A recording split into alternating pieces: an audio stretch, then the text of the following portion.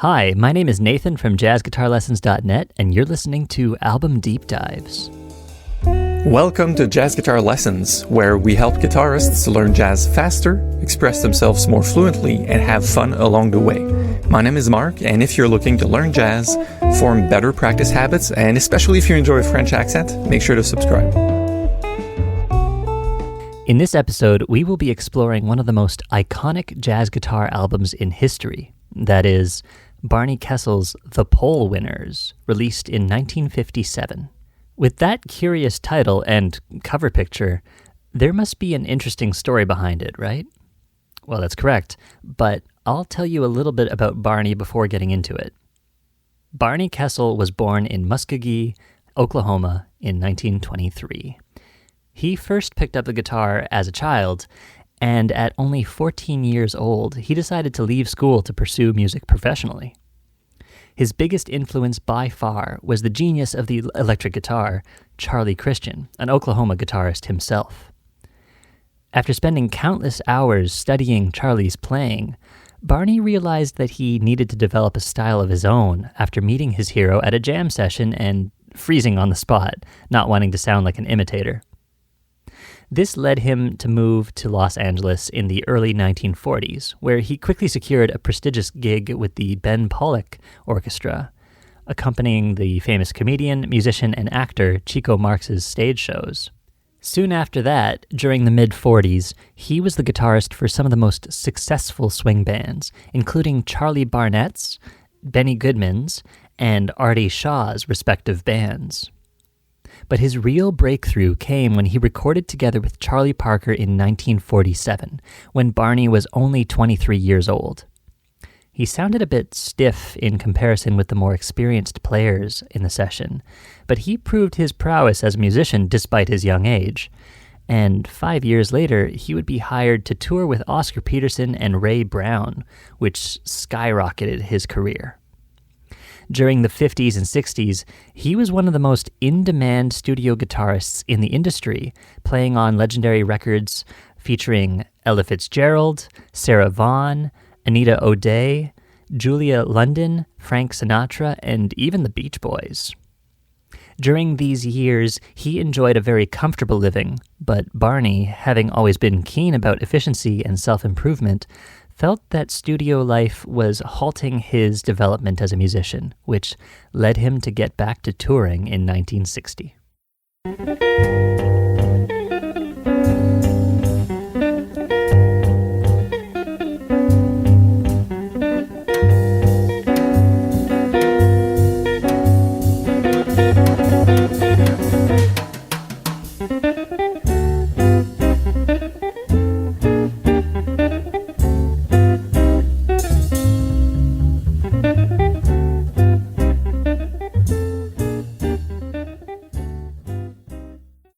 In 1956, Barney Kessel, Ray Brown, and Shelly Manne all won the polls in Downbeat, Playboy, and Metronome as the best jazz guitarist, bassist, and drummer, respectively. This winning streak is exactly what brought the trio together to record as a group for the first time, and The Pole Winners was the album that resulted from that legendary 1957 session. Barney Kessel's earthiness permeates the entire album, driven by the exciting interactions of Ray Brown's bass and Shelly Manne's drums. It's pretty amazing how well these musicians understood each other during their very first recording session together. The album opens with Duke Jordan's Jordu in a fast swing tempo with an intense introduction, and it quickly goes to a slightly more subdued interpretation of the melody. Barney's solo features his signature combination of swing and bebop vocabulary, in which Charlie Christian's influence is evident, but it certainly doesn't sound like an imitation. He is extremely melodic with his improv, quoting a few famous melodies here and there, but giving them a special twist.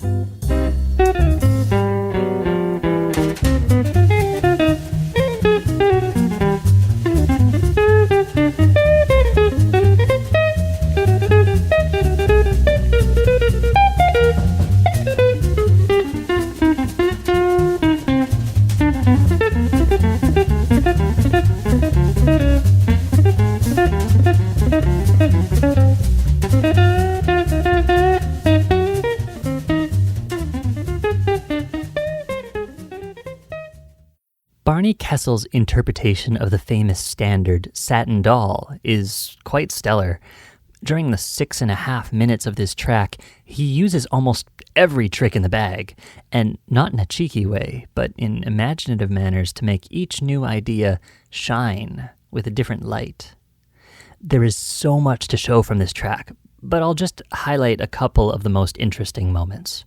Barney Kessel's sound has often been described as earthy, and during the second chorus of his solo, we can really appreciate why. As I said before, Barney grew up in a small town in Oklahoma, and during his childhood, one of his first musical experiences was listening to train workers play. Their sound was full of note bends, slides, and other traditional blues techniques.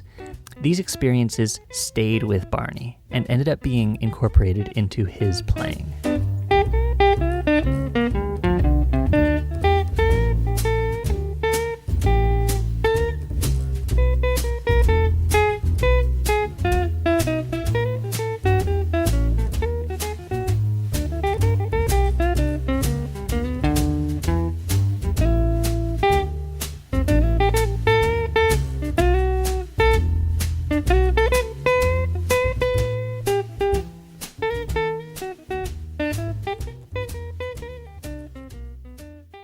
Shortly after this, Barney moves on to play a frenzy of 16th note bebop phrases.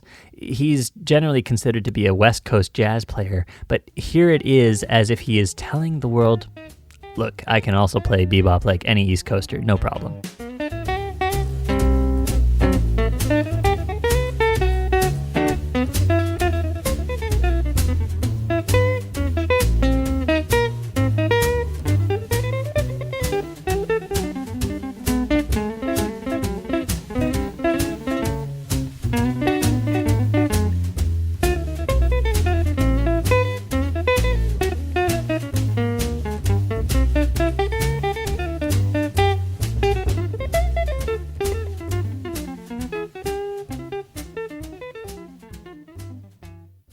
To continue our exploration into his improv style, let's talk about his solo on the next track of this album, It Could Happen to You.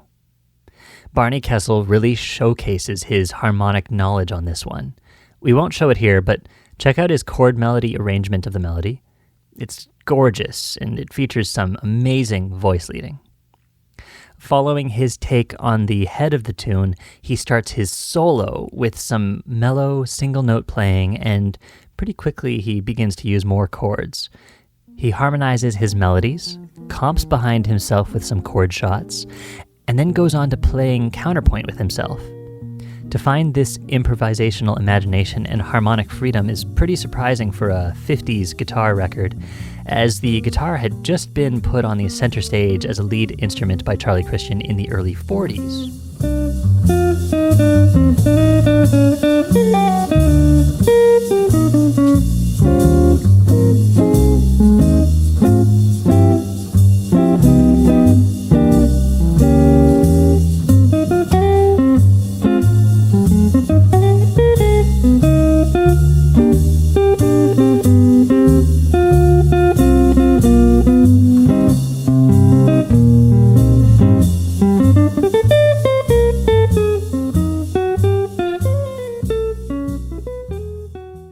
Now let's change gears for a bit and talk about Barney Kessel's comping.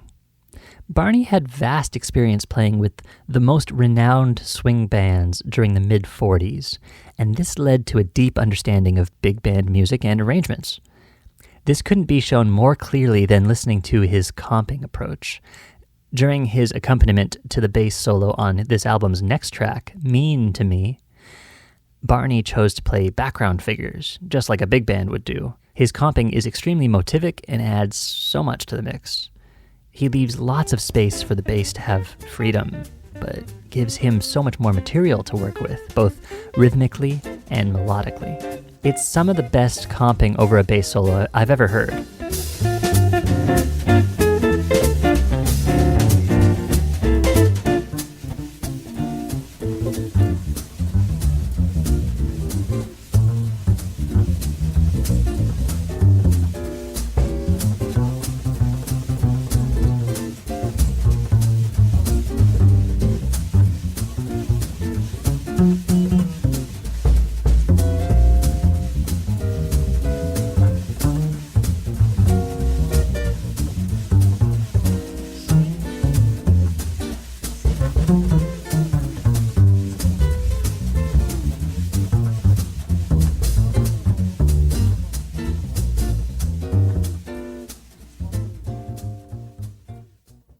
Pole Winners also features a very surprising and creative take on You Go to My Head.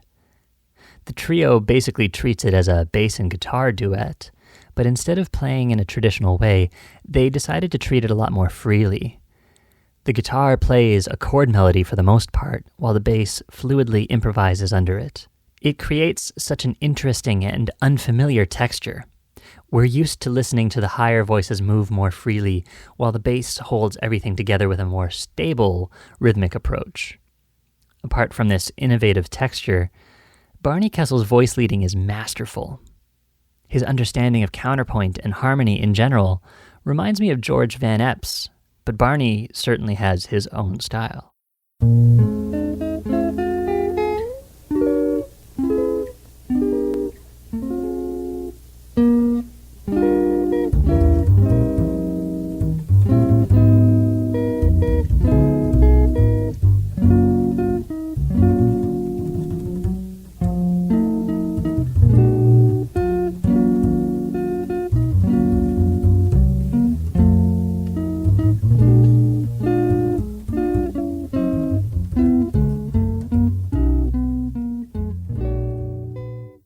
As a conclusion to this album, Barney and company decided to record Nagasaki, a Dixon and Warren tune from the late 20s.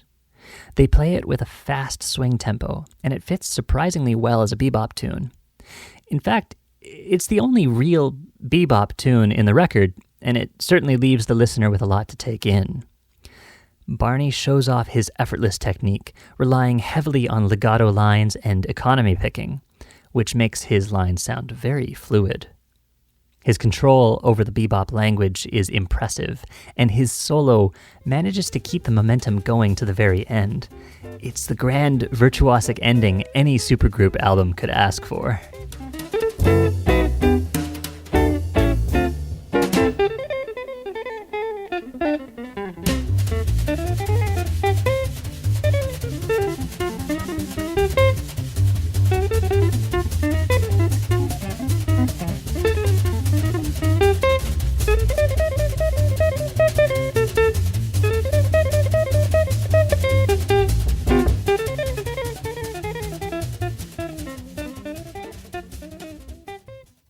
Fortunately for everyone that liked this album, these three marvelous musicians recorded 4 more albums together.